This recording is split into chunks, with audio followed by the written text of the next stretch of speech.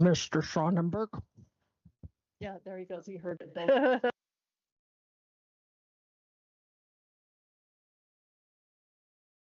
Good afternoon.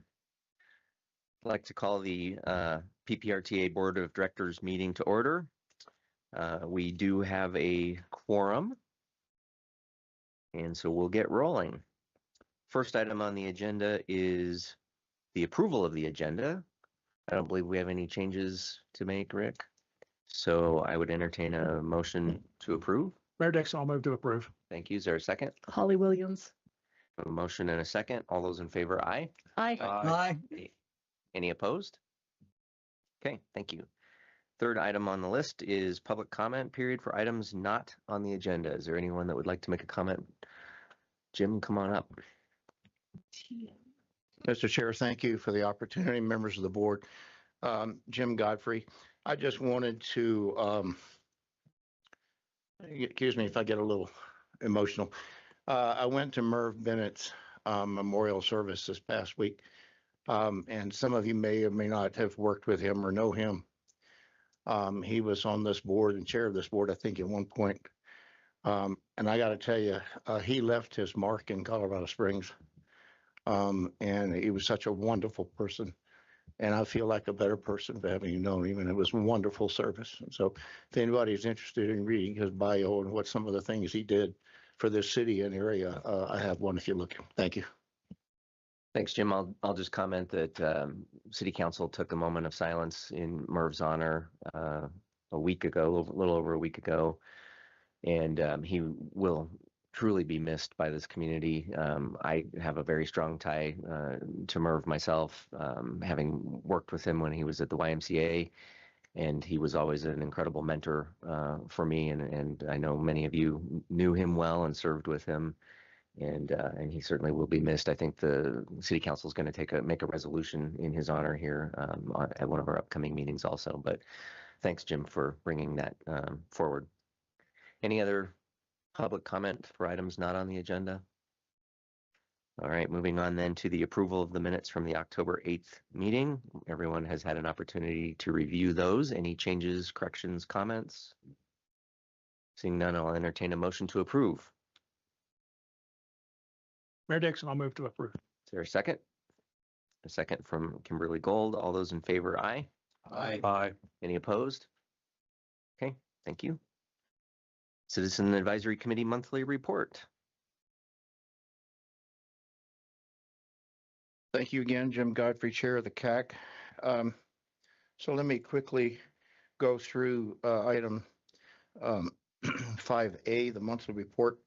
The city presented, well, we had a budget presentation and our recommendation was to approve the final draft for you folks. We chose not to have each entity go through theirs. Again, there weren't any real questions by anybody, so we didn't see any major issues that needed any in-depth look from our point of view. So city presented 5 contracts. During the discussion of those contracts, it was a motion to bifurcate one of those contracts out because of the controversy. And that was contract number 4. So we looked at that separately. We approved the other 4, but we did not approve the number 5. That was for snow plowing on the bike paths. And the discussion centered around, they felt like that this was an operations thing and not a maintenance thing. And that while it was very important to clear the bike paths in these areas where they have protected bike lanes and barriers or cones or pylons prevent the bigger trucks from getting in there, is where the issue was. There was very little disagreement that that needs to be done. But they felt like that using RTA money to start paving streets and And the rationale was that part of the discussion was, well, the bike lanes were paid for with RTA money. And the general consensus of the folks, and just so you know, after the meeting was over, we queried each one of the members individually to provide their feedback to me. So we didn't have a group meeting or anything, because it was what was going to be maybe an hour meeting turns out to be something like 2.5 hour meeting. So we got into a long discussion, but the consensus was that starting to use RTA maintenance money for clearing a street that was, or an area that was built with RTA money, would be a danger for scope creep. And we could start, if you start looking at all the other roads around town that we've paid for, where would that go? It was for $25,000. And so the CAC voted on 14-4, Rick? 14-3 to not approve that. So that's on your thing for today. El Paso County had a contract, and we recommend approval of that as presented. Manitou came forward and asked for, okay, I can't use certain words, an advance of a future allocation of funds to out of capital reserves. And what they were looking for was the payback, an extension of the payback. The amount of money, the policy says 1 year. They were asking for 2. The amount of money would be very difficult to pay back and whatnot. And so we recommended that they we recommended positive to grant them that extra year and extended on paying that money back. And then we got down to item 14 on our agenda was kind of a carryover of a discussion from last month that you guys had here regarding walk-ons and the contracts that show up before the packet goes out, or things that happen within 24 hours of the meeting.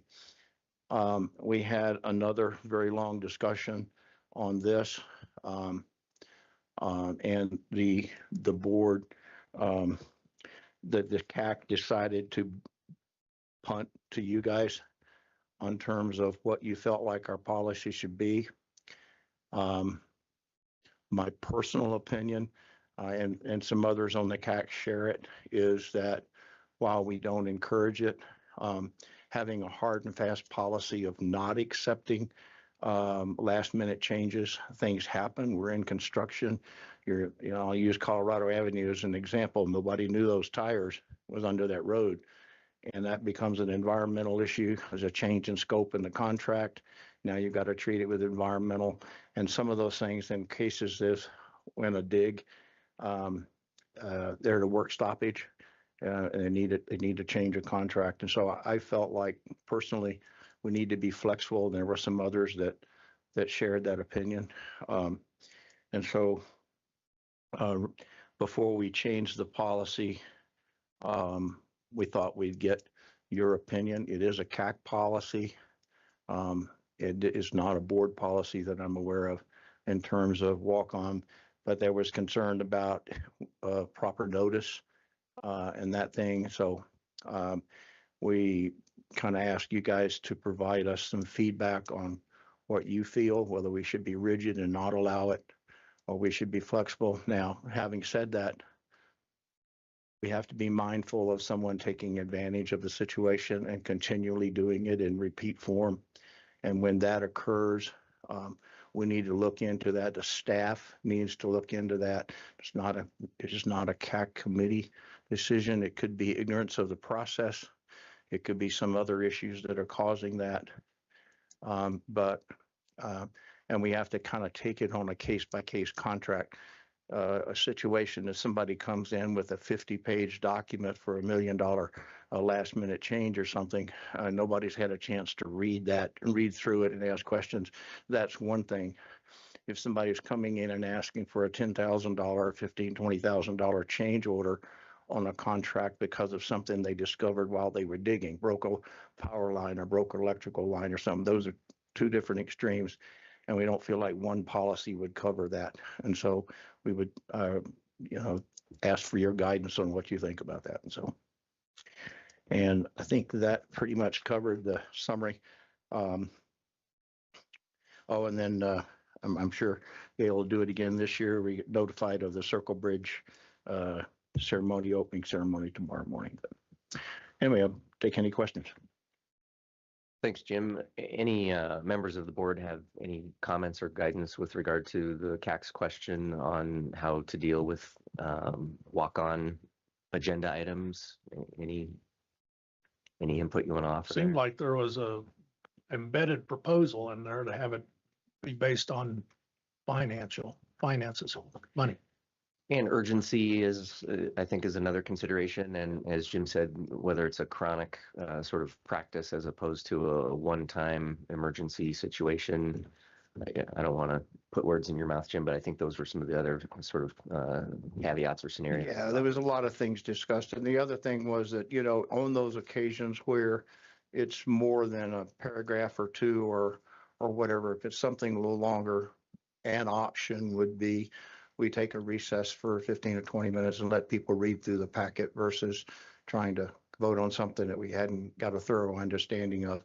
So there's always that option too, that we can then reconvene and vote or whatever. But so yeah, we discussed. I would think the danger of trying to limit, say, a page or two would be, you might get a proposal at the last minute that would leave out a lot of detail and maybe pertinent detail. And so that, to me, that would be a potential risk element in trying to just artificially limit it to, a certain volume.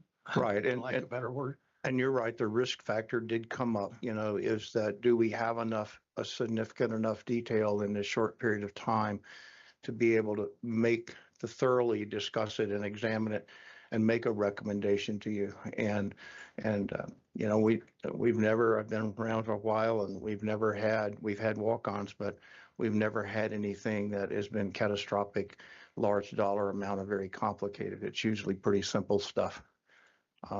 So. Any other feedback? Rick, did you want to comment?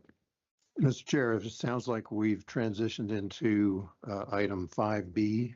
Oh, yes, sorry. Okay, which is fine. There's two parts to the what the CAC punted to the board. There's the legal issue of making sure that there's posting at least 24 hours in advance. And as the board is aware, the board packet goes out on Thursday before your Wednesday. Same situation with the CAC. It goes out on Thursday before their Wednesday. When we get late arriving or walk-on items on a Friday after the Thursday packet goes out, or a Monday or Tuesday, we try our best to repost and distribute that material to the CAC members. It was just an oversight a month ago when I didn't repost. I was notified 29 hours in advance of the CAC meeting, and in that 4-minute window, I just didn't get it reposted. That's what caused all of this discussion. So Jennifer Ivy's recommendation to cover that is in the original Thursday CAC packet for what any of the 6 member governments that do not have a contract in that packet, put the words comma if necessary after those. That covers the legal 24-hour posting requirement. Then if something comes in on a Friday, Monday, Tuesday, or even on the Wednesday morning, or an actual walk-on at the meeting, the if necessary covers the 24-hour posting requirement. So in this item 5B, I think the CAC is also asking if you're okay with Jennifer's recommendation to do the if necessary on the CAC agenda for those entities that do not have a contract in the original packet. So the agenda would show all 5-member governments, all 5 governments. And then if they had a contract, it would see 4 contracts or whatever. If they didn't have anything, it would just be as necessary. And that way, if the public is aware that we may have somebody could talk, but it gives us a little bit to cover that little hurdle. And so we did that this past time. And then the other one is just guidance on what your thoughts are on about it doing walk-ons or not. So I'm certainly open for discussion and conversation around sort of both of those items. I don't know if we want to tackle them independently or not. I don't know that we need to.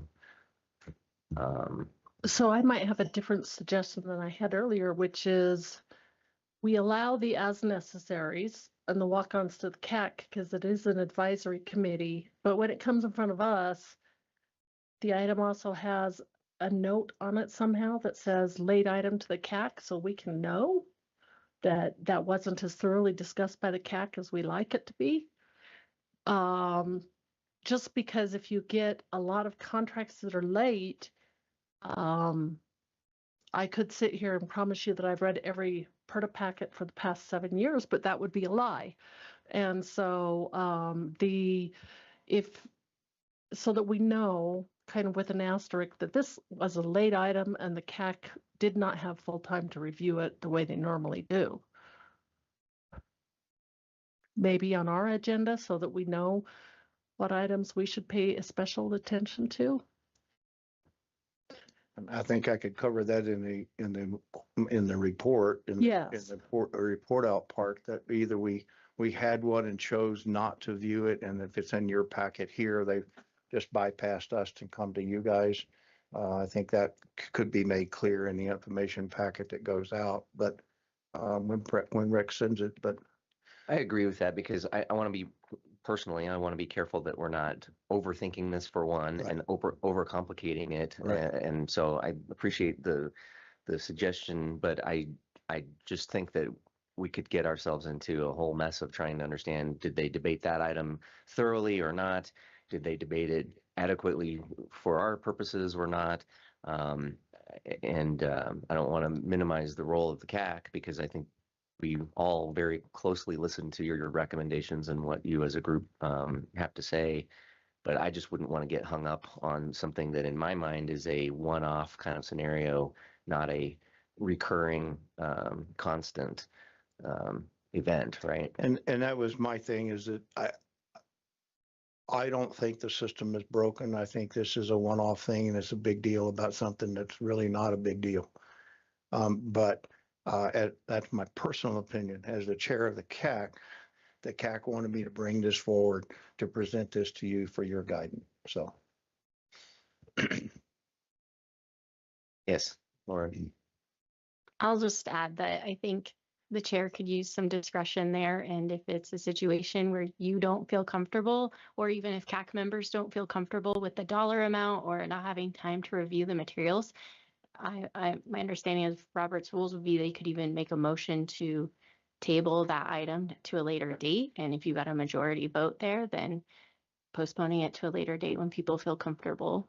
Or even taking a 15-minute recess so everybody can read the material, right? And then and your point is well taken, Laura. I think the other piece of that is that some things just can't wait. You know, I mean, if you're at a stop work position because something's done and it's got to be done, then they can't wait 30 days for us to come back and go through, or 45 or another week. So I don't see it as it hasn't been an issue, and I don't see it as an issue. Common sense should apply here in terms of what makes sense. And so my preference would be, I'm not trying to influence anybody, but I'd say let's continue along the path we've done. I don't see it as been an issue.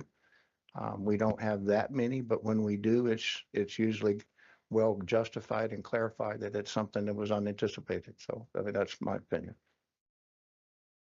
Okay. Rick? So just to summarize on item 5B, on the 2 items, I guess since it's shown on the agenda as approve, I think we're asking if the board is okay with the if necessary on the CAC agenda for those member government items where there's not a contract in the original CAC packet. And number two, not have an absolute deadline after which the CAC will refuse to review a walk-on item. So are those the two items? Those were the two items that were referred up to the board. Is that what the board is agreeing to? That would be my recommendation. And so I would entertain a motion to that effect if someone is Yeah. willing to make it. Mayor Dixon, I'll move to approve what Mr. The Sonnenberg. if necessary Yes. and no absolute deadline. Yes. Is there a second on that motion? I'll second John Graham. Thank you, Mayor Graham. Any further discussion? Yes, I do have a question, is the if necessary part, and I think the notification piece of this discussion is, to me, less critical than the amount of time to review it, but it should be easy to solve. And if necessary sounds great, but what I'm hearing you say is that only affects entities that don't have something on the agenda already. If somebody has 5 contracts for review and they bring in a 6th, do we need to do any different kind of notification to it to allow for that? Okay, just wanted to clarify that flexibility exists already. It's just the 0 to 1. Yeah, and so that in that case, as you laid there, we just accept that because they're bringing it to us in plenty of time or whatever the case was, 5 instead of 4 or whatever. so we have a motion and a second on that. All those in favor, aye. Aye. Any opposed? Mayor Okay. Osborne. Mayor Osborne is opposed? Yes, sir. Thank you. We did not, so I'm going to circle back to that. So I think, Jim, are we done with the discussion on those? We are, Okay. yes. Then I will circle back to 5A, which is to accept the monthly report. And I think we need to formally do that. So I'll entertain a motion to accept. Motion to accept the report from the CAC Thank you. for Second, PPRTA. Mayor Dixon. And we have a second from Mayor Dixon. Any discussion? All those in favor, aye. Aye. Aye. Any opposed? Oh, I'm sorry. What about the snow removal? Is that something we have to vote on or? So that will be a City of Colorado Springs contract that we will take up in a minute. I think Jim was just giving us the CAC's opinion on that item. So again, all those in favor of accepting the CAC report, say aye. Aye. Aye. And anyone opposed? Okay, thanks, Jim. Thank you. Item 6 is the financial reports. Lisa. All right, Lisa Corey, Finance Manager for the PPRTA. The sales and use tax I'm reporting is the collections for the month of September. We collected 13,829,149, which came in above our monthly budget by 1,188,276, or 9.4%. When we look at September collections this year compared to last year, we collected 649,410 more this year than we did last year, and that is a 4.9% increase. Any questions? Any questions for Lisa on that? Just a comment from my perspective, and I think my fellow city council members will also concur. Find it very interesting that the city tax and tax collections have been trending down, and yet countywide, as represented by PPRTA, they're up 9.4%. So I think I, for one, am going to go have some conversations with our city finance folks to see if I can understand the discrepancy there and why that might be happening differently at the county level versus at the city level. Anything else, Lisa, from? Not for the monthly. Okay. All right, then item 7, the budget presentation. Okay, the 2026 draft budget is in your packet. There's a couple of changes from what was delivered in October. All of the financial parts the same. There was just a little bit of a description typos in 2 pages from the city, and Green Mountain Falls changed which capital project they were allocating their funds to. Otherwise, it's the same. So we were using a sales and use tax revenue projection of 150 million. And with all the interest earnings, tax collection costs, transit bus fare and other revenue, we would be allocating 159,438,803. And for the administrative budget, our allowance for the ballot measure is 1%. I kept that at 851,000, same as it was last year, which equates to 0.53% of the proposed budget. Any questions for Lisa? Does anyone want a discussion or a presentation from any of the member governments? As a reminder, we will have a public hearing on the budget next month, I believe, correct? Yeah. But if we want to underscore or highlight anything in particular, I'm sure staff members would be willing to answer questions. Just to make sure. Yes. Okay, yeah. I have a question for transit and also a question for El Paso County. Okay. Just for the transit line items, I'm seeing that there is carryover from 2025. And I believe it's basically the amount that you were allocated in the 2025 budget. And I'm assuming it's because you were the recipient of a grant. And so I just wondered what the plans were to use those funds, given that they're essentially one-time monies. And if you need the specific dollar amounts, I need a minute to find that. So it's on page 6, and I'm assuming the amount is is it the paratransit bus system or? So the carryover, here I found it, page 11 or 28. So carryover is 15,449,212. And then the anticipated for 2026 budget is 15,557,900. So, and then it speaks to there being a grant. And so could you just confirm if the reason you're carrying over your budgeted amount is because of that grant? Sure. Land Rail Transit Division Manager, Mountain Metro Transit. Thanks for that question. It's a great question. You will see 2 lines in the budget. Line number 3 says 2025 carryover for operating, and line number 4 for carryover, basically for grant local match. So the line number 4 is for what you just described. Yes, those are obligated grant local match for projects that will happen that haven't complete. So those are obligated grant local match. Under the operating line, there is a certain amount for operating local match, but majority of that operating carryover are for operations. There are 2 parts to that carryover. One part is the planned and budgeted. We plan to build a healthy level of reserve because those are transit services. Once you put it out there, people could make their life decision around bus lines. They might move there, they might move closer to a bus line to get to work. So we try to plan if there is a PPRTA amendment funding that's available for additional service improvement. We try to budget it for longer than 1 year. So we hope that revenue will continue in future years, but when we use the first time carryover or budget amendment, we try to budget for maybe 2 years of service instead of 1 year using what's available.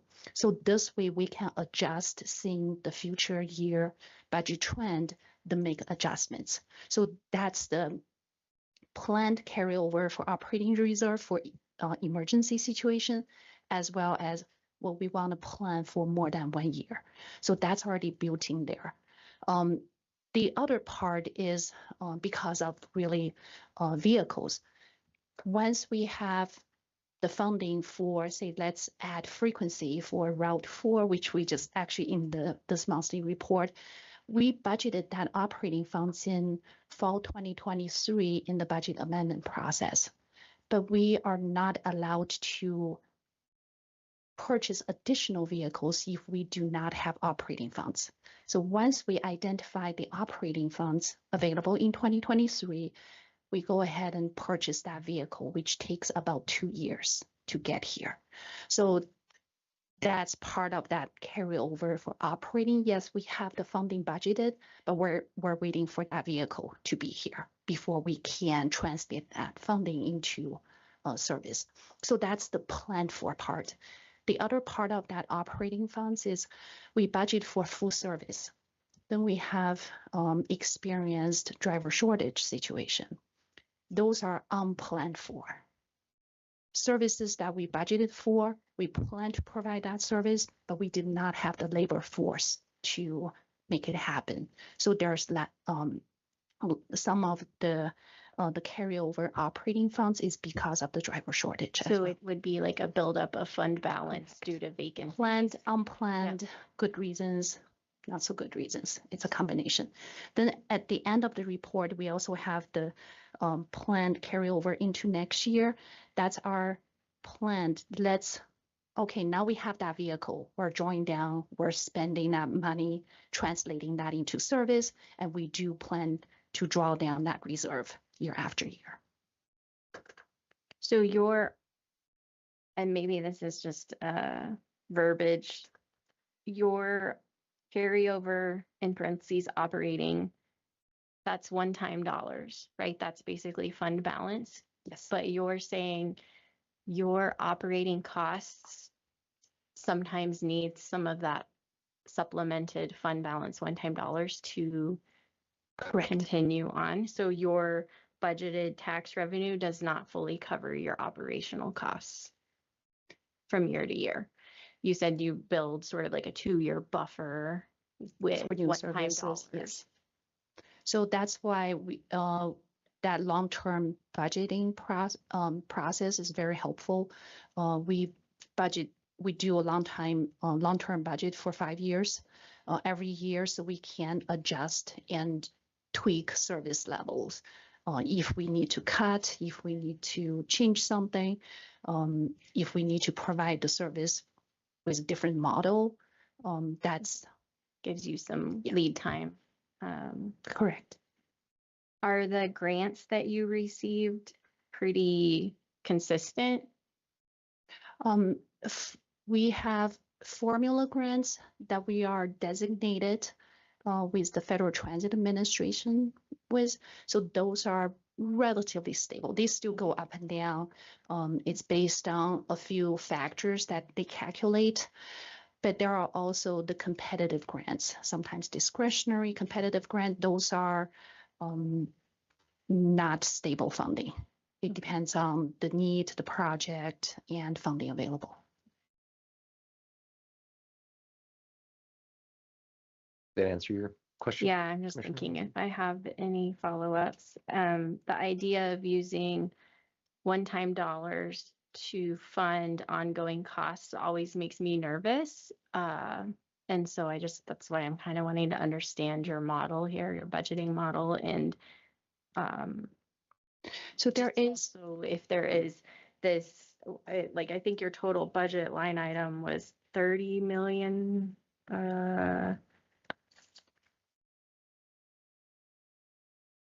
I should have written it down when I was looking at this yesterday. So I also was just curious if you had some like capital expenditures and you mentioned purchasing new buses and that sort of thing, because with it being the one-time dollars, you can't easily put FTE under that. And so that's where capital is a great investment. What you mentioned using that one time, there is a adjusting process every year after the budget is approved. And once we start spending down, drawing down that carryover, then we program that into our baseline budget. So there is an adjustment on the annual basis that we make sure that one time becomes regular. It's ongoing. Then we take that into consideration during the budget process. Okay. Okay, I think that's all my questions. It's just a really interesting. I was surprised to see that your tax revenue is the same amount for next year of your carryover from this year. That just really jumped out at me and wondered what you were planning to do with that funding. So thank you. Thank you. And I think you said you had a question for the county as well. Thanks. So I noticed, and I'm new, I'm learning, so thank you. I appreciate you guys humoring these questions. I noticed we have $5 million we're carrying over from maintenance in the maintenance bucket. And just is that typical that we carry so much over? Because I would think maintenance, I get capital projects, you kind of maybe have to plan to build up enough money, but maintenance wouldn't, in my mind, be something that you would have to be like saving for. So if you could speak a little bit to that. We typically try to keep that number a little bit lower, but that is almost like the accumulation from the program, as it kind of rolls forward. But our plan really is to draw those funds down along with our annual allocation. So we're not looking at as much of a carryover coming into next year. Okay. Yeah, very good. Mhm. Glad to hear that. We want to use those dollars as the taxpayers are intending us to. Okay, thanks. Any other questions, discussion items on the budget as presented? Okay. Again, we will obviously take that up for final consideration next month. Moving on then to item 8, the 2025 capital maintenance and public transportation contracts. First one up is the City of Colorado Springs.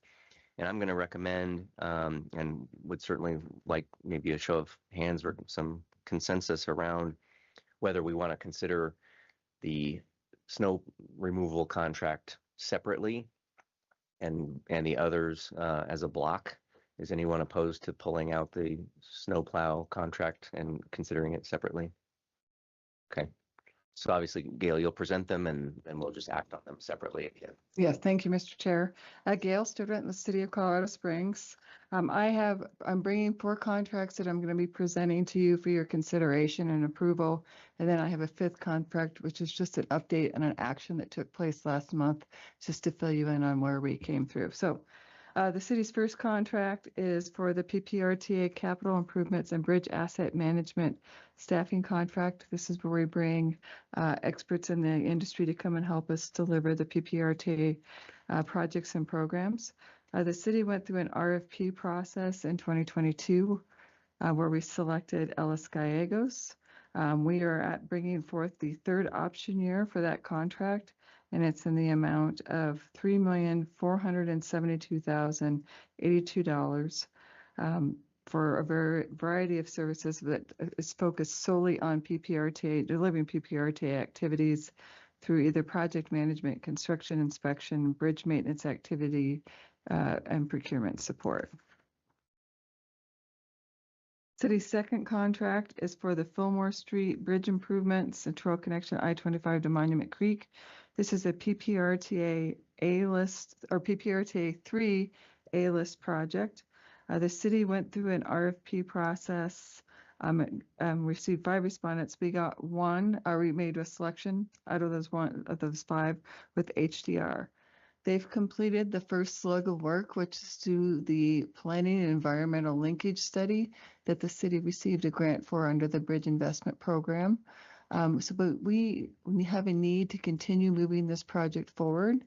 So this is to continue engineering efforts and advancing the project to the 30% design level, and also helping us pursue another Bridge Investment Program grant for construction dollars. This change order is in the amount of $649,800. Boy, I really can read numbers. It's a little challenging today. $649,838.50. The city's 3rd contract is for the Ride Report Micromobility Platform. This would be piggybacking on a nationwide procurement contract with NREX to provide 2 years of data really centered around e-scooters to let us know what the trip durations are, the availability of vehicles, the distance they're going, the hours they're being used, and the areas they're being used for heat maps. And we'd really like to have this data to help us form better decisions about deployment of e-scooters around the city, and to understand if there's any safety issues that might be associated with those particular kinds of usages. That would be for a 2-year duration in the amount of $48,400. And that would be coming out of the traffic engineering program for congestion and incident management. So present the fourth contract, and I know this is one you intend to vote on separately, but I want to give you a little bit more background.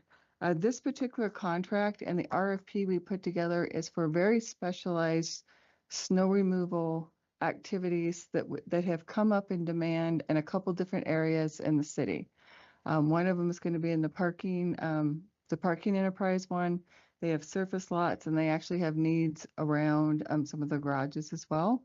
One is for Mountain Metro Transit to really help with these ZEB or the downtown shuttle stops, which are not included as far as the activities that the downtown partnership includes. But the third one we added in when we went through this RFP process was to get information on doing specialized snow removal in protected bike lanes in two particular areas in the city where we get a lot of demand to have improved level of transportation services in those areas. And those two areas are on the protected bike lanes on Pikes Peak Avenue between Nevada Avenue and Corona. And the second one is from that I-25 connector there at Tejon Street to South Tejon and Motor City. So overall, this is about a 4 or 5 block area that does have protected bike lanes where traditional snow removal equipment cannot get in there. These services would be provided on demand when there is a certain event. I'm going to focus specifically on the bike lanes that if they had to go and remove it, they would either be using a specialized piece of equipment where they could get in that narrow space or hand shoving those areas to remove the snow and then applying snow melt as necessary. They would not be putting sand or anything in those areas, which that would create a different problem with uses in those bike lanes. But the reason why we put this in there because we were having to go out for other reasons to seek specialty snow removal services. We were trying to bundle it to get some efficiency to go through and do it. I will tell you just kind of a side note, one of the other things we'd considered for these demands is do we go and get a specialized piece of equipment to go and do this as a city service? Could do that. I could likely use PPRTA dollars to go and get specialized equipment. But then I also have to have an operator to go and do that. And from a manpower standpoint, city staff don't have it. So then I'd be bringing a contract employee to come and be able to perform those services. So we thought it made most sense for us to approach this sporadic specialized snow removal need into an on-call basis. So there are 3 elements in this contract, as I mentioned, for the parking enterprise, for Mountain Metro Transit, and for these bike lanes. And we would be asking for the PPRTA specific step to use some of our traffic maintenance dollars to be able to provide this activity, to provide an operational level of service on those areas during certain demand periods. Hopefully that's a little bit more of an explanation, kind of how we got there, but I'd be happy to answer questions on that. Oh, sorry, I have one more question, one more contract I want to present just for information item. Last month, we brought a not to exceed value for the 8th Street construction project. As you recall, the total was up to $12.2 million. I mentioned we were down to the last 2 contractors doing written interview questions with them. We were able to get that total contract price down to $9,621,155.55. And the PPRTA portion of that is just over $3.5 million. So significantly better pricing, but we did present the worst case pricing last year based on what we had initially received. But I wanted to make sure you knew where we ended up on that through the final procurement process. So I'm happy to take questions on any of those 5 contracts, and I appreciate your favorable consideration of them. Thanks, Gail. Are there any questions on the first 3 that Gail presented? I just have one for you on the micro-mobility platform study. It's obvious that Pike Ride is not part of that study, but I'm just curious if there was any consideration of including Pike Ride, because I think a lot of people that use the scooters also use Pike Ride. I just don't know if there's been much conversation around the potential overlap or studying how those 2 intertwine. I will have to probably get back with you on that. I believe we get the Pike Ride data differently, but I don't know that answer for sure. Do you think that there would be some benefit in analyzing the two together? Again, because I think it's probably a lot of the same ridership or similar types. Yeah, of I would think trip. there is definitely some benefit for that. We do know that Pike Ride though is in a more centralized area based on where their hub location. So we know the destinations that they're going to. It's really some of that data as far as the frequency, the trip duration, the rental and things like that. But I believe we get that separately from Pike Ride. I could verify that.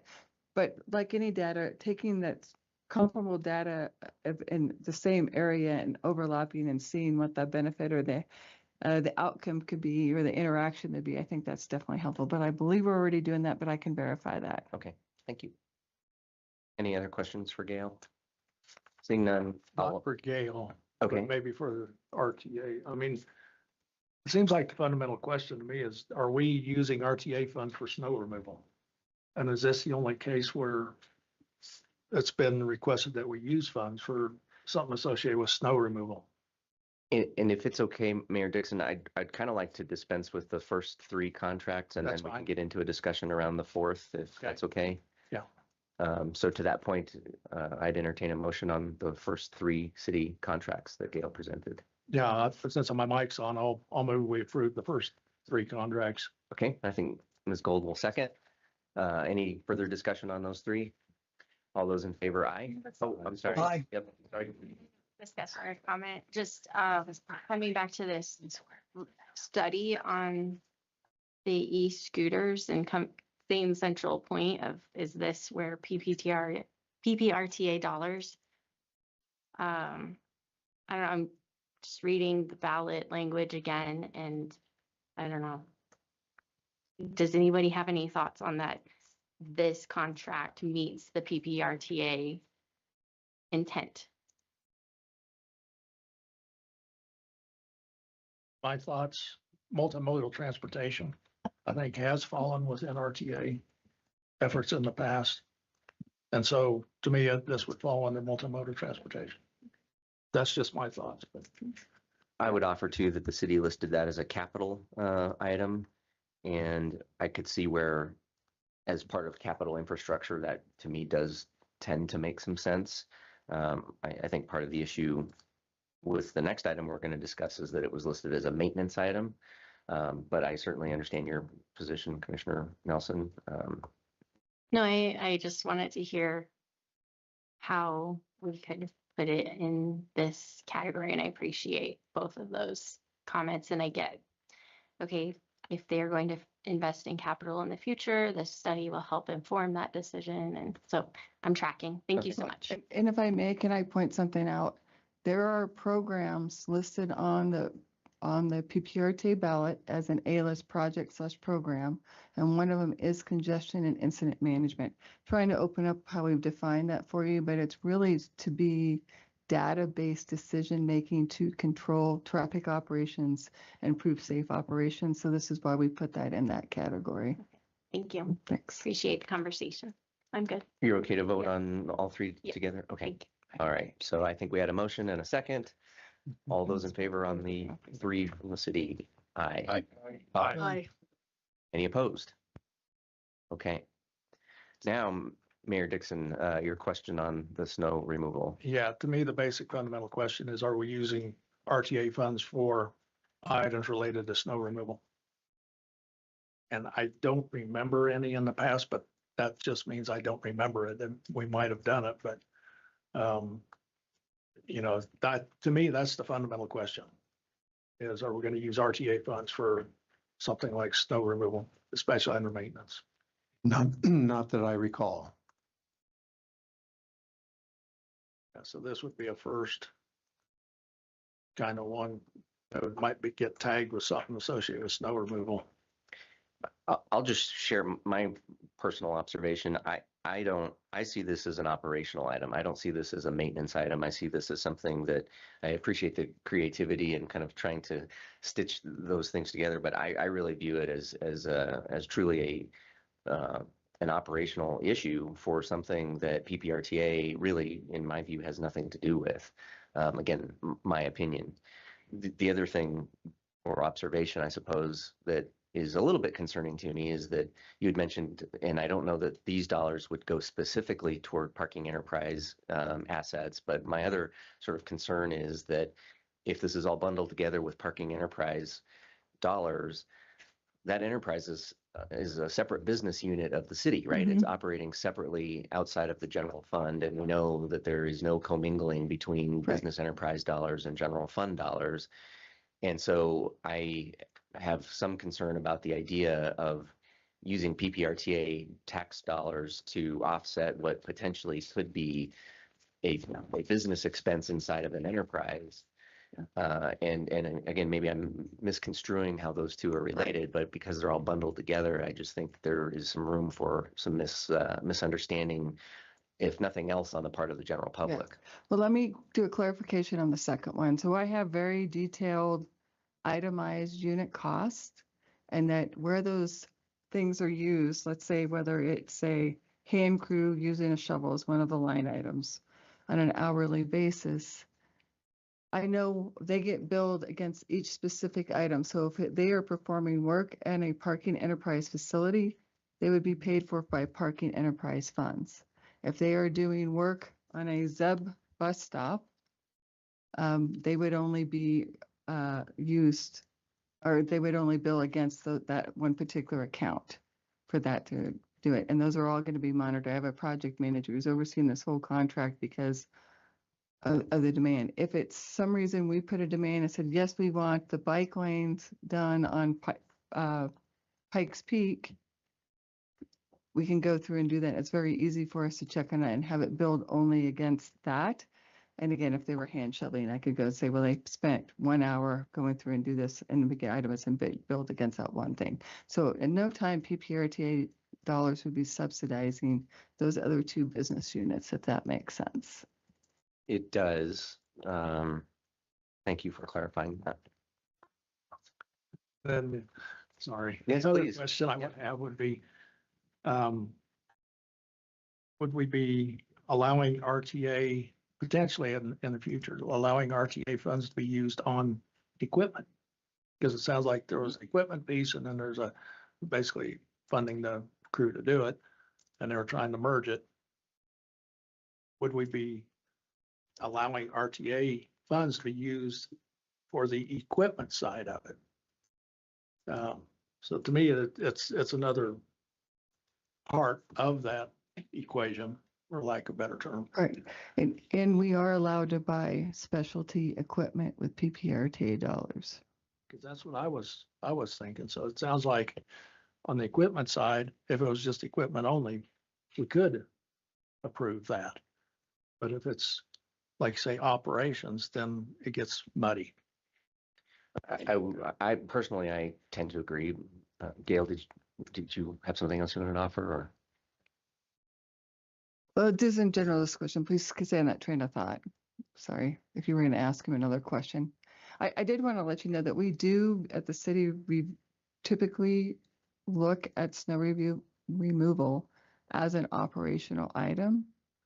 Where that transitions for us into maintenance is if you were trying to do something that helps us maintain the level of service on the city asset.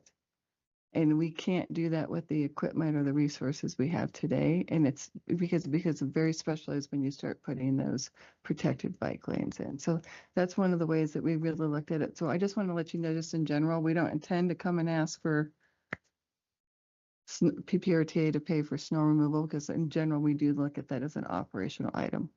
We are looking at this as specialized maintenance in this particular area to maintain that asset in an operational fashion for our residents.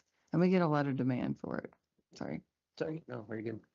Other questions, comments? Can I re-verify the roads? You said Pikes Peak from Pikes Peak Avenue, going from Nevada to Corona, and then Nevada from Tejon to. It's that I-25 connector right there at Tejon Street to on the north, going on Tejon Street down to Motor City. So really underneath the underpass there in that area. And that's some of that was the improvements that were just put in with the I-25 Nevada Tejon Corridor Improvements Project.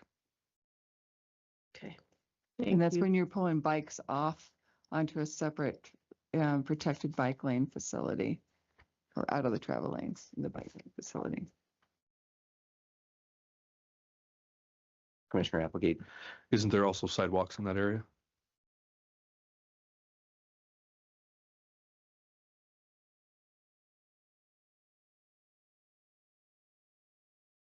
But there is a pedestrian walk path, correct? Are they combined? In this case, it is one and the same. We pull bikes out of the travel lane and do a protected bike path that is separated, but it can be used by pedestrians and bikes through that interchange area. Okay. What do you, I'm sorry, I'm full of questions today. What do you use to actually clean the sidewalks, and can it be used to do the bike lane? Well, we typically don't do snow removal on sidewalks. Sidewalks are the responsibility of the adjacent property owner. Other comments, questions?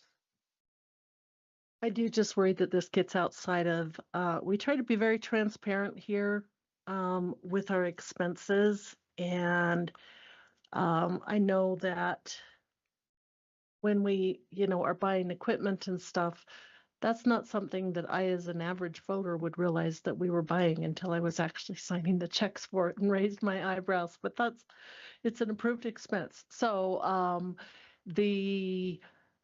I'm just uncomfortable with this. I think it meets a very specialized service area. I think it is a very needed service area, but if we're putting in specialized bike lanes, which I kind of disagreed with to begin with, but that's a personal opinion.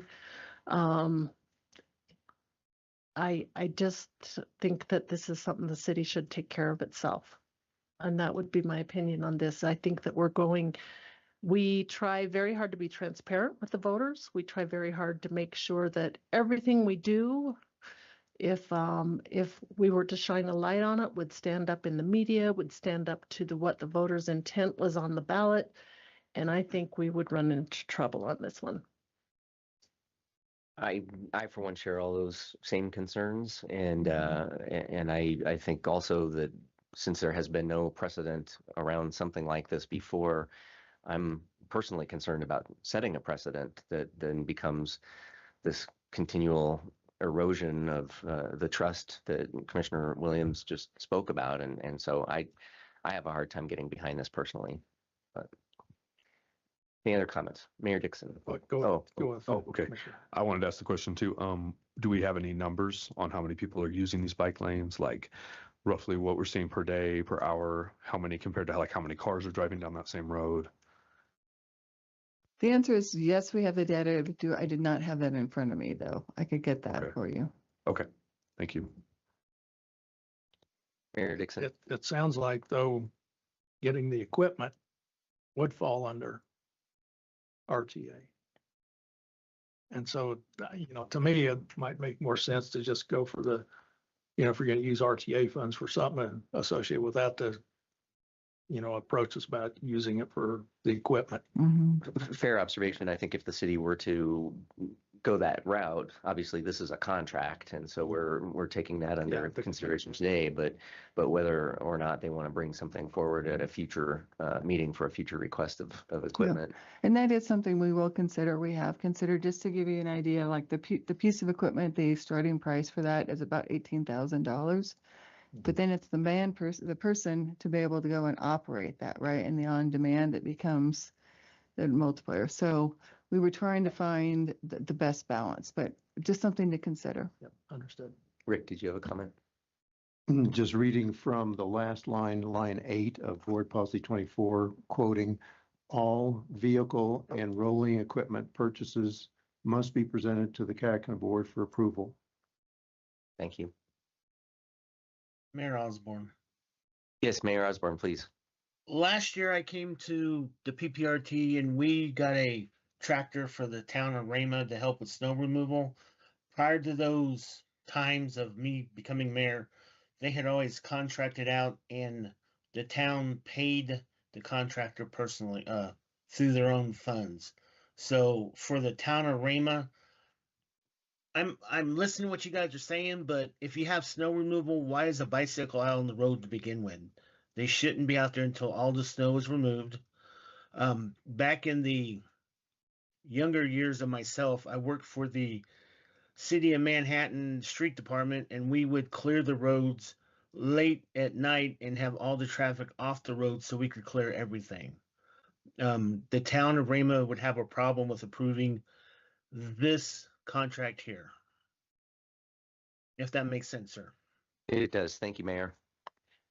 So question if it had showed up under the equipment checkbox, that we're buying essentially a very expensive snowplow for 25,000 or something. I know it's a specialty snowplow. If it was under the equipment, is that something that we could purchase? So if the county needed to buy a snowplow for 25,000 and we put it under equipment, is that something we could do? I've got to get down into the weeds. Yes. Okay.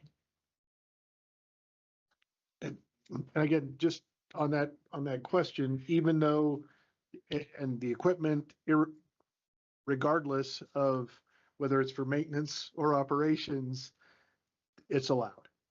There's not a separate distinction like we're talking about as far as. I believe there's a board policy, Rick, that needs to be specialized equipment.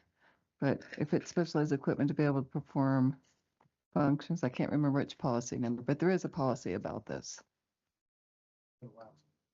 It would allow you. But would it be a fair observation to say that if we go out and we buy this piece of equipment and then the city was to do it in-house, wouldn't that be a cheaper option than as opposed to like doing this contract the way it's written right now? Just to throw that out there. I mean, it's come back, let's come back with another proposal and see that. They'll have to, because that's what I mean. That's what I'm saying. It's like, let's look at like long term. We don't want to do annual contracts every year. Let's look at like, we buy the piece of equipment, we have it, we can use it whenever. And I think that, Gail's point about that was that then they've got to find somebody to operate it. But to your point, that's not PPRTA's problem. That's the city's problem. Yeah. Okay. Any other discussion? Yes. I'll just voice where I'm at on this.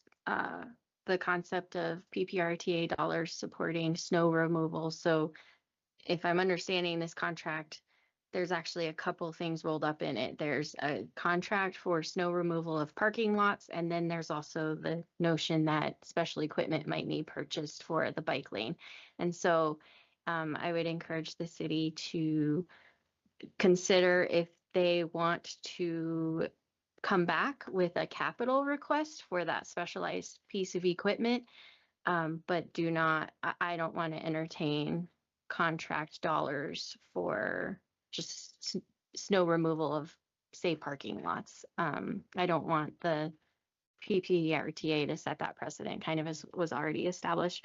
But if you come back with a contract for a very specialized piece of equipment, I also want to understand, and we were just saying kind of offline that you have a gator that has a plow in the front and you just use, do you already have inventory that could maybe meet this need, or that maybe isn't quite so specialized that then could meet other needs as well?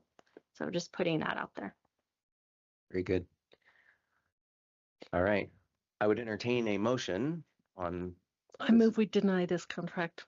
Okay, we have a motion to deny. I'll second. Mayor Osborne. Okay, we have a motion in a couple of seconds. I'll give that to Mayor Osborne. Any further discussion? So all those in favor of denial, please say aye. Aye. Aye. And any opposed to the denial? Okay, thank you. Item 9, member government and other. We got Oh, I'm sorry. El Paso County. 8B, El Paso County. Pardon me. Thank you, Mr. Chair. Jeff Manchester, El Paso County Department of Public Works. Before you, we have just one item today. This is the renewal of on-call professional services contracts. So this approval includes both groups of contracts. So the small grouping, which is less than 150,000, and the large grouping between 150 and 500,000.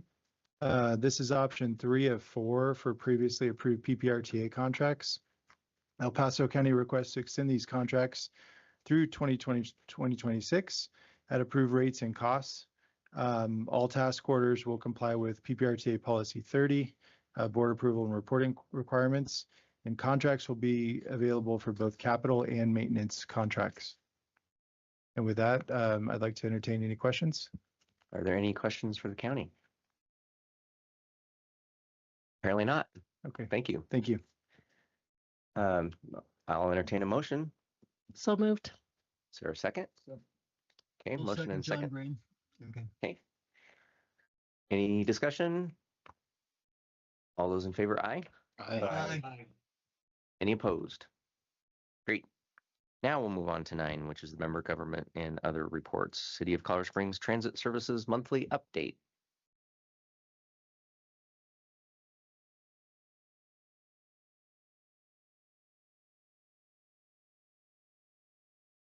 Good afternoon, Line Rail Transit Services Division Manager, Mountain Metro Transit. In your packet is our monthly transit report. The first section about ridership, you will see that we have ended our zero fare, and we now have September ridership information on the next page. This is a very consistent trend over the 4 years that we were able to participate in the zero fare program. We saw a ridership increase between fare charging and no fare, about between 40 to 65% in ridership increase on the fixed route service, and anywhere between 10 to 35% increase on Metro Mobility paratransit service. So it's a pretty large difference between paratransit, which does require certification based on your disability, versus the fixed route service that is open to the general public. September ridership drops after zero fare, and we have seen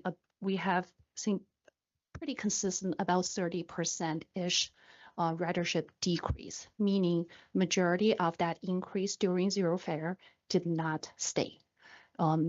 This is the trend that we have observed year over year in the last 4 years.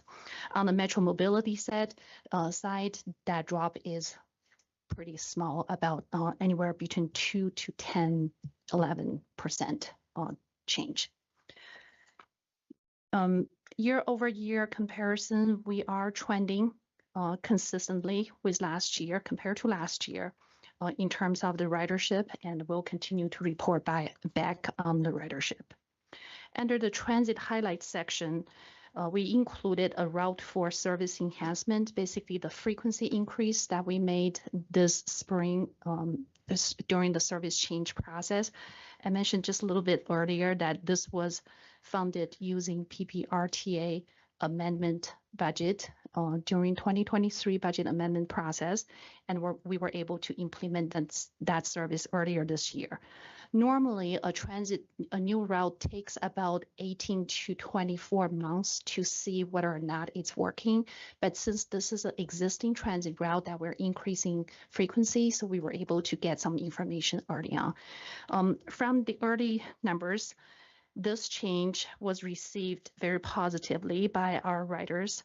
Frequency, a lot of times transit professionals would say frequency is equals to freedom, meaning you don't have to wait for an entire hour if it's hourly service if you've missed the first bus. We'll continue to monitor the performance on this route. The next 2 items that I did cover last month, but we did include additional follow-up information in this monthly report for information. The PPSC Community Town Hall was a huge success. We had anywhere between 50 to 75 participants who stopped by our information booth, give us input, ask questions, and we received very, very valuable information feedback regarding to the preferred mobility hub location at PPSC Grand Park campus, desired amenities, safety considerations, and how could those facilities support multimodal options. We also did a map and asked each participant to put their origin destination on the map. And it is actually interesting to see that the origin basically comes from all over town, meaning that, which is also consistent with majority of our riders. It's not one area. They need a system that supports that mobility needs. So very good input that we received at the town hall. That wraps up my report. Happy to answer any questions. Thank you, Lan. Any questions? Okay, Thank you. thank you. 9B, City of Manitou Springs request for the advance allocation of 1.2 million. I believe Ben is.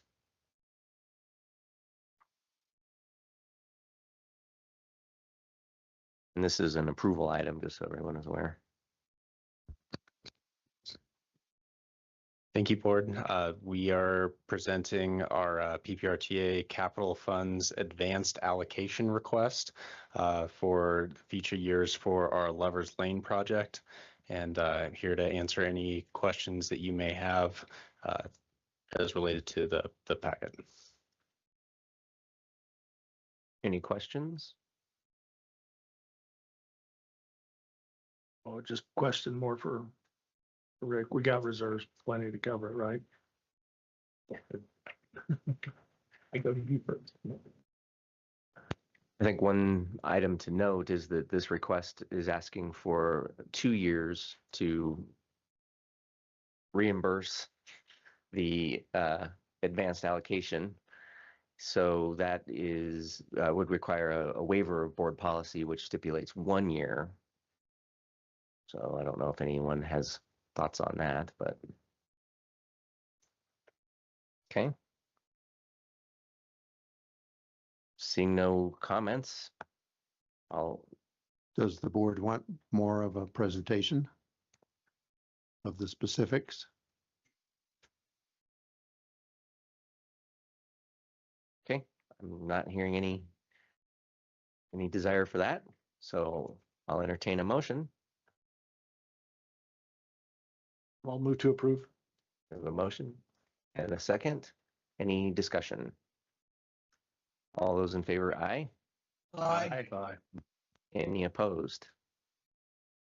Okay, Thank you very much. thank you. 9C, City of Colorado Springs change order and property acquisition report. Thank you, Mr. Chair. Gail Sturtevant with the City of Colorado Springs. The change order log and the property acquisition report is in your packet. They're informational items, and I would be happy to take any questions. Questions on that one? Okay. 9D, City of Colorado Springs Powers North reimbursement update. Yes, thank you, Mr. Chair. This is also an information item. This is to let you know where we are with expenditures that have been incurred by Copper Ridge Metro District that are currently eligible for reimbursement under the reimbursement agreement between PPRTA and them. The total charges covered in this are $224,784.71. And all of that is currently being allocated towards PPRTA with the total liability just over 21.2 million, with 19, almost 20 of that million coming from PPRTA. Any questions on that? 9E, El Paso County monthly change order and property acquisition. Thank you, Mr. Chair. Jeff Manchester, El Paso County. Similar to the city, ours is an informational item. We're bringing one change order forward, and I can answer any questions the board may have related to that. Any questions? Okay, thank you. Thank you. 9F, City of Manitou Springs revised scope of the pyramid contract. Do you have anything you want to add on that?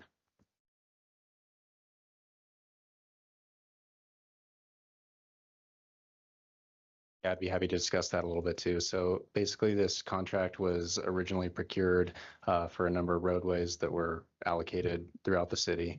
When we jumped into the contract itself, we were looking at some drainage replacements and it's all within that maintenance scope. It wasn't adding any new sidewalks or curb and gutter or anything like that, but it was just replacing existing infrastructure that was there that we couldn't perform the paving operations to unless we did as well. So it's just amending that to make sure those bid items are captured and then it stays within the original contract, but it's essentially a zero cost change order. Very good. Thank you. Any questions? Okay, thanks. Move on then to 10, administrative actions and reports. A is the contract with our attorney. Rick. The firm of Eisnagel, Seaver, Pogue has been the general counsel for the PPRTA since day one, even before day one. And Ed Eisnagel, later Jennifer Ivey, have been our excellent general counsel for the PPRTA board for the entire 20 years. And staff recommends a 1-year extension for the firm for 2026. Thank you. Any discussion on that item? Yes, Jennifer. Sorry, I did just have to add one thing. This looks a little different than yours last year. On page 114 of your packet, you'll see there's a bold highlighted paragraph at the bottom of our letter to you. That's because of some new legislation. It was consumer protection legislation that talked about service providers having to give an all-in upfront price for their services. There's an opinion out there that says that applies to lawyers. That's a little bit of a misfit because I work on a 1/10 of an hour basis. And so I bill you based on how much you actually ask me to do. And so this bold language just makes you aware that I can't do that and puts you on notice that I will continue to bill in the same manner that I have been. So just wanted to point that out for you. Happy to answer any other questions on there, but wanted to point that out. Thank you. I'll just comment that, oh, I'm sorry, Lauren. Oh, please. I just have a question more for like procedural understanding of this entity and that we're able to single source something like this and we don't have to put it out or RFP or anything. I mean, clearly not since you've been doing it this way for years, but.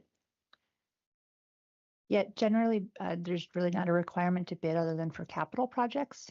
So the PPRTA is not subject to any bidding requirements for consulting contracts. Okay, interesting. Thanks. Mayor Dixon, did you have a comment? Or? I was going to move to approve. I'll entertain that motion.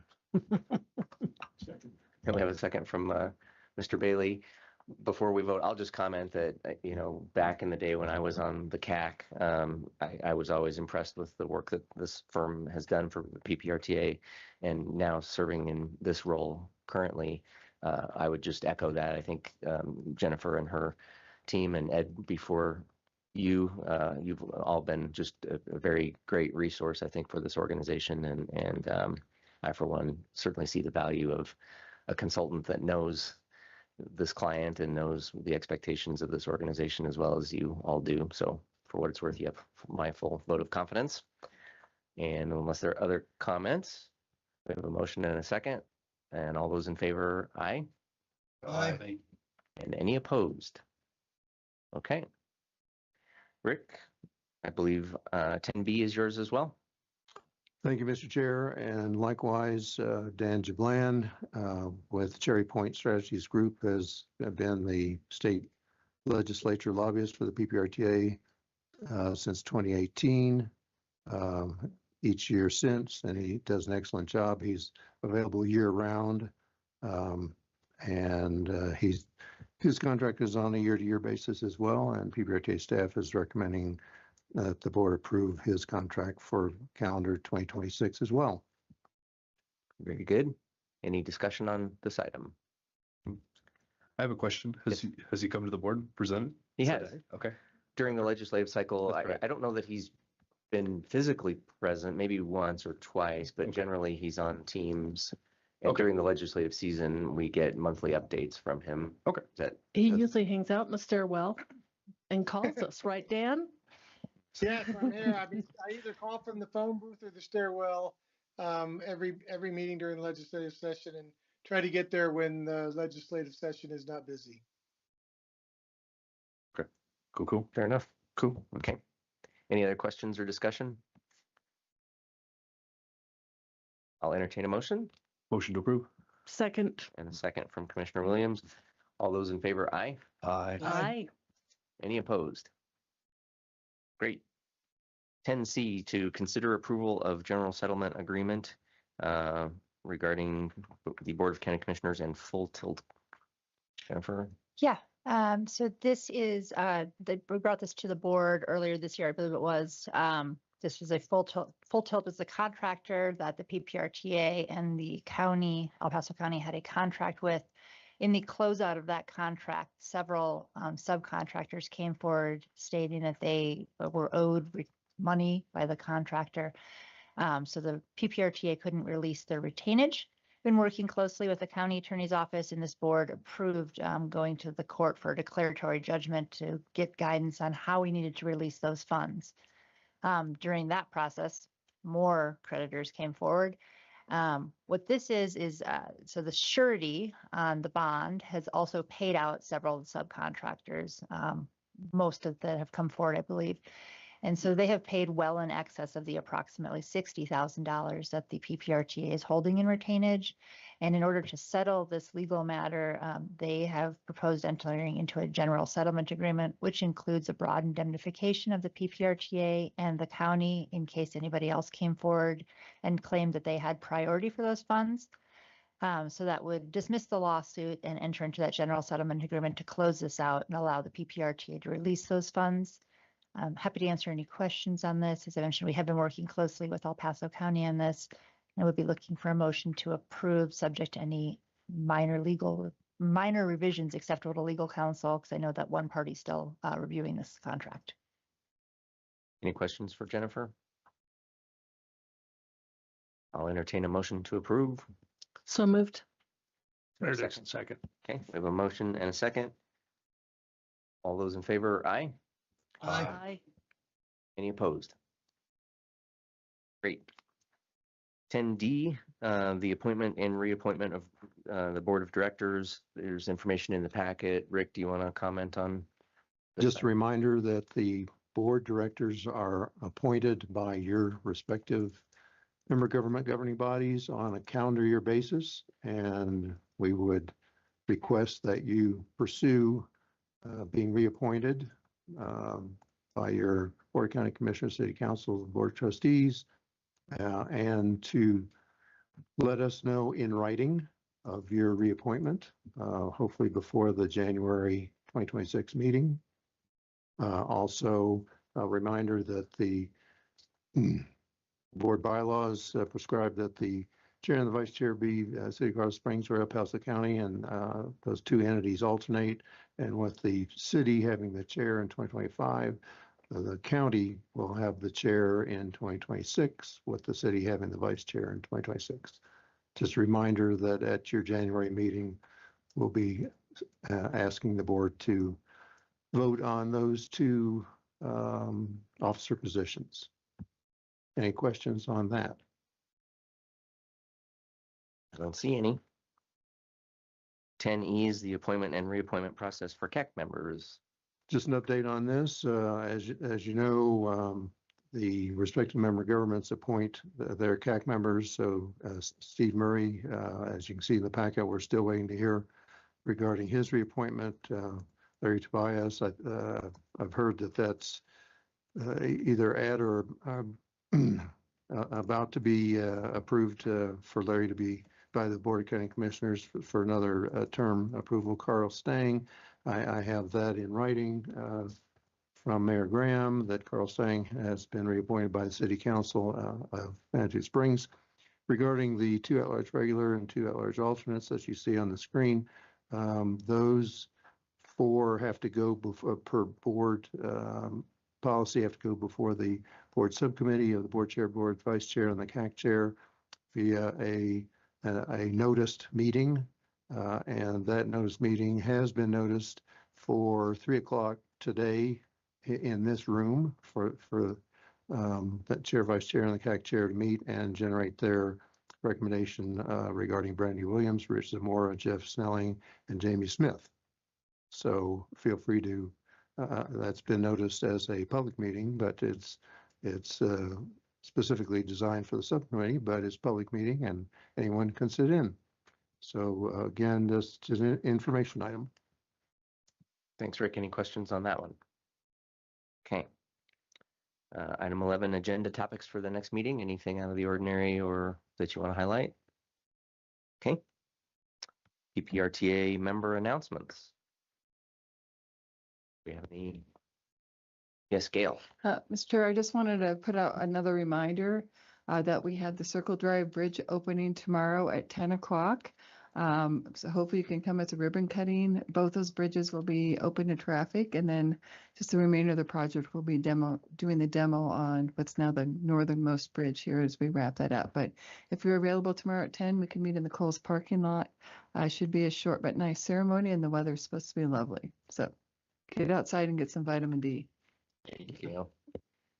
Any other announcements? Okay.